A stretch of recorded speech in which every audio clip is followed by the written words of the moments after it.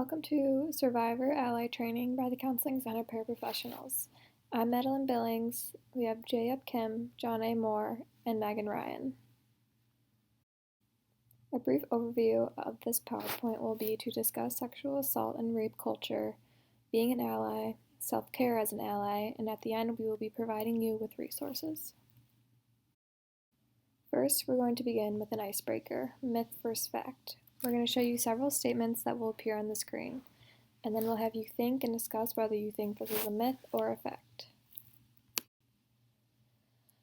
First one, about 7% of women and 2% of men will experience an attempted or completed sexual assault in their lifetime.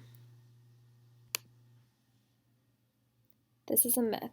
17% of women and 3% of men will experience an attempted or completed sexual assault in their lifetime. Within college campuses, this rises to about 20 to 25% of women and 15% of men. Sexual assault is the number one underreported violent crime in the U.S., and 2 out of 3 go unreported. This is a fact. This is true. 47% of transgender people are sexually assaulted at some point in their lifetime. This is also a fact and is very true. 0 to 20% of sexual assaults reported are false. This is a myth. False reporting statistics are between 2 and 8%, which is very similar to other felony crimes. And finally, among cases of child sexual abuse reported to law enforcement, 93% of perpetrators are known to the victim. Fact, this is true. So, to define, we're going to start thinking about what is sexual assault.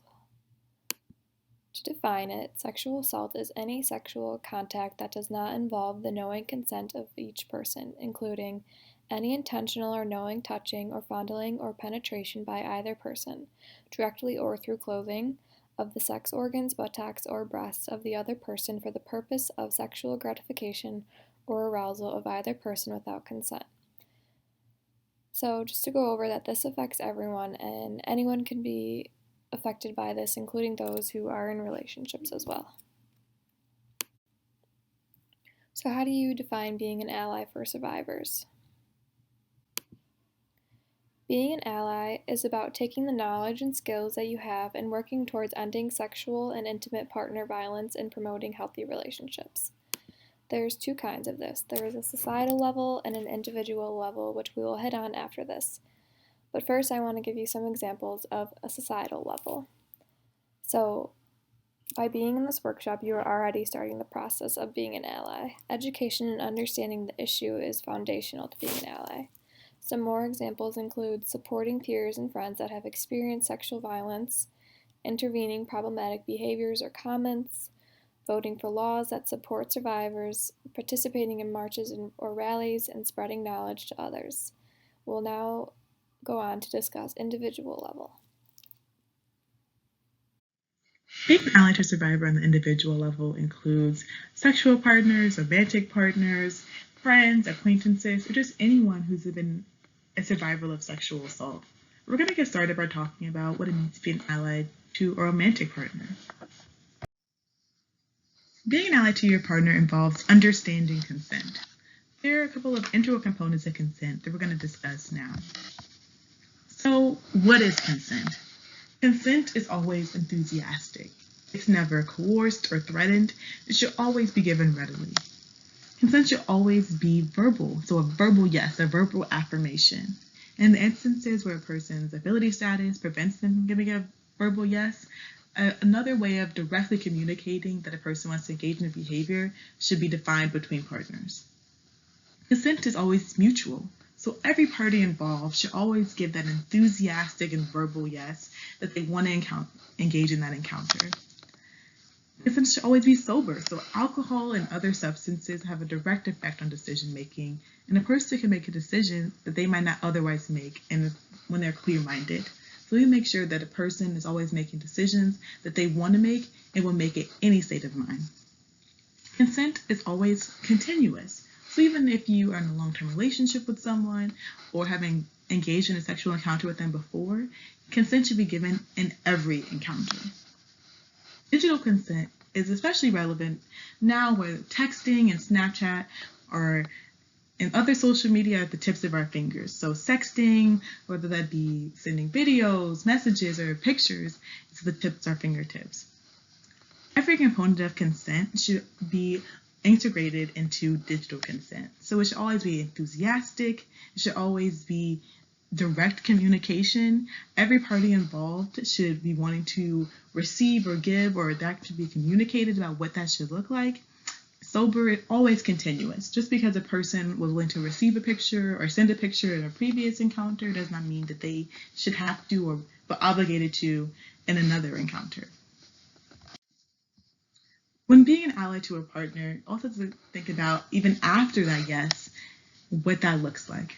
So even after a verbal yes and a sexual encounter is happening, if a person is physically disconnected or quiet or dissociating where they might be pale or unresponsive, stop that encounter and check in on that person. Take time, discuss, communicate, and don't expect for that encounter to continue after that's happened. If a partner has dealt with sexual assault, that trauma can arise when they're engaging in sexual activities. So even after that verbal yes has been given, always take time to check in with that person, because even after the yes has been given, a person can take that yes away and take that consent away. So now we looked at what it looks like to be an ally for a partner. We look at what it means to be an ally for in any relationship. So a huge part of being an ally to a person who has experienced sexual assault is believing that person, believing what they're telling you and validating their feelings and thoughts. Take that event seriously. Understand that they are coming to you about their feelings, their fears, and their experiences, and respect those things. Care about them, be there for them, and accept their emotions and how they're feeling and how they're processing that individually. Let them make their own decisions. So even though that person has told you, it's not an open invitation to share that with anyone else or take the autonomy away from them to go to someone else or connect with resources. It's a great thing to connect that person with resources, but let them be the person that reaches out to those things.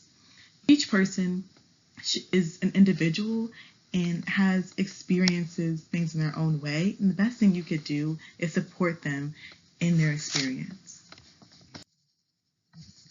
Another component of that is understanding how to refer to a person. So a person can be referred to as a victim of sexual assault or survivor of sexual assault. These two terms have been used interchangeably, but a person should be able to make the decision on what they would like to be referred to. Never make that decision for them or assume without what they want to be called.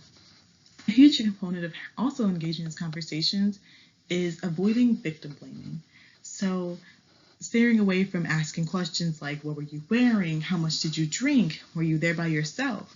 Anything that would place the blame on them rather than the perpetrator of the sexual assault. Understanding that their experience is something that has happened to them and they have full autonomy in that. That's a huge component of being an ally. There are three kinds of common responses to trauma. The physical, sleeping problems, eating disorders, pain, health concerns, anxiety, to depression. In an emotional aspect, some people might fear, shock, self-blame, and even have so low self-esteem. Lastly, in the social aspect, people might isolate themselves and have fear of being alone, having trust issues, and intimacy issues. These responses are good to acknowledge because as a bystander, you can notice your friend who is going through trauma by acknowledging yourself these responses to trauma. Barriers to reporting sexual assault. Only fewer than 5% of rapes of college women are reported to law enforcement officials. Some people might feel stigma and feel shamed that they have been going through this sexual assault. Some people might fear that when they report this, there will be more problems occurring, and some people don't even have the information or lack confidence in the system that they cannot really fully trust the confidentiality issues and etc. Also, another example would be if a person is undocumented, they would be afraid that if they report, it would cause more problem, and they have to go back to their country and have problems in their status. So these are the barriers that we should be aware of, so we know what to be aware before we report the sexual assault. The 3 Ds of bystander intervention. There are 3 ways to intervene as a bystander.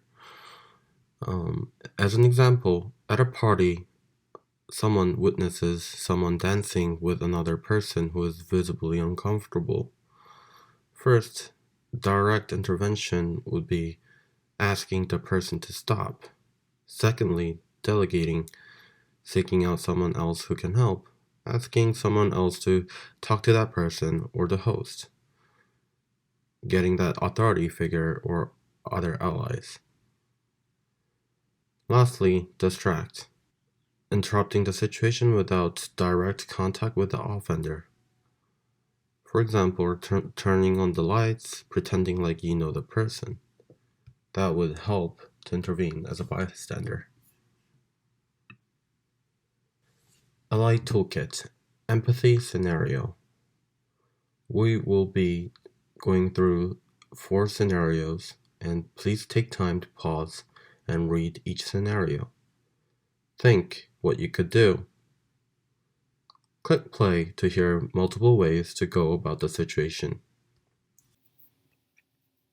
Please take a moment to pause the slide and read Scenario 1 on digital consent. As we consider how to respond in this situation, we can use the 3 Ds we discussed earlier. A direct way to respond here could include just telling your friends, "Hey everyone, I don't think this seems right. I cannot imagine if someone was showing a photo of one of us to all of their friends." Another option could be to delegate. If you are unsure what to do exactly in the moment, maybe you could ask another friend who is in the group to help you handle the situation with the friend who is showing the picture. Another option could be distracting in this situation. If you're all sitting in class, you could change the subject amongst all your friends, you could ask a question about class, or find another way to distract everyone in that situation. Please pause and read the scenario and think, what could you do to support this individual? There are 3 ways to intervene as a bystander. First, directly intervening into the situation, talking to the TA that the sexual comments about their appearance or touching them is very uncomfortable for them. Secondly, delegate, seeking out someone else who can help, such as a professor or an advisor of the department who has a higher authority than the TA. Lastly, distract them. Distract the TA, interrupting the situation with direct contact with the offender. Having your friend come to the conversation and talk about different topics so there won't be any sexual comments.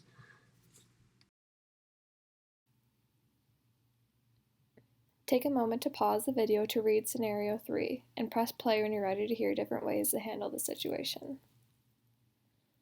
So some different ways to go about the situation are to assure them that you're listening and thank them for telling you.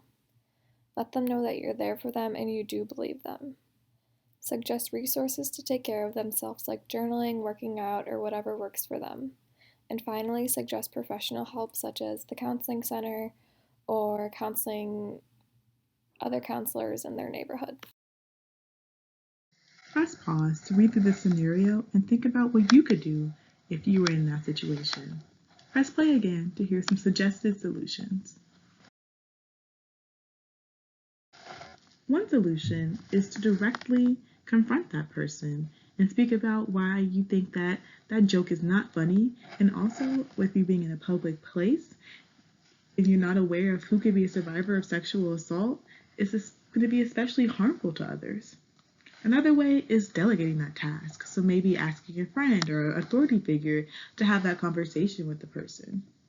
You could always also distract the person or the group of friends. So asking about how everybody's day was, or turning it to the new thing that happened on that day, so that that person's joke is not even acknowledged, and you can now have to have a continuous conversation that might be activating some people in that situation. Even with all the skills we have learned earlier and throughout this workshop, and especially after internalizing these scenarios, I want to acknowledge that dedicating yourself to being an ally can be very stressful. That is why we will now talk about taking care of yourself.